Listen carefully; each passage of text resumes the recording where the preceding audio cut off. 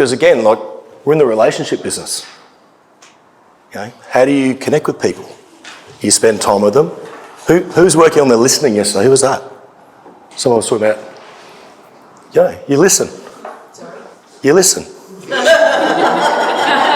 and you show empathy. But like it is nurturing a relationship. And it's checking in with them. It's caring. It's allowing time. It's listening to it, seek to understand their context. Allow them to have a voice. And tell them you appreciate them. It's like any relationship, if I think back to being married, you can't just say you love them once, can you? How often do you have to say it, those who are married? All the freaking time, right? All the freaking time. And it's the same thing with our relationships. Absolutely, Debbie. They show up motivated.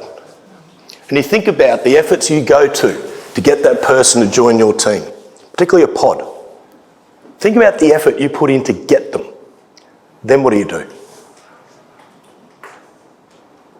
It's like dating, right? People put up their profile, the best version of themselves. Had a little makeover, and here's me posing doing this, and here's me posing doing that, and they worksmith. These are other people, right? They worksmith their ad, and then they start the process. And they go on that first date. What do you like on the first date versus the 50th? Bit different? Business and relationships are two things. Write this down. This could be the most important thing I'm going to say today. It's innovation and marketing. When you start dating, you're marketing. And you're also doing things you probably wouldn't do. You're innovating. Looking for new ways to connect, new ways to excite, new ways to,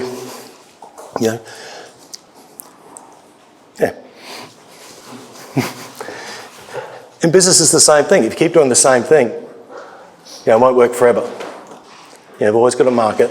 And so I think if we kind of come at it from that perspective, Debbie, that these are just relationships, whether it be with our patients, with our team, with our referrers. I think if you simplify it like that, you win. I spent years, when I first started working with the coach I'm with now, one of the things that drew me to him was his business was in the top 5, culture businesses in the country. I went, I want to go work with that guy. I want to understand culture.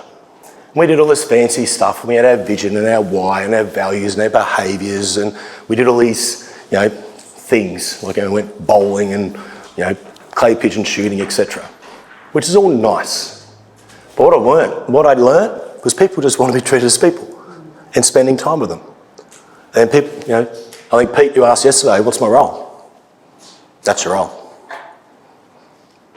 So in my business, it's the people stuff and it's the number stuff. Do some other little bits in between, but that's what I do.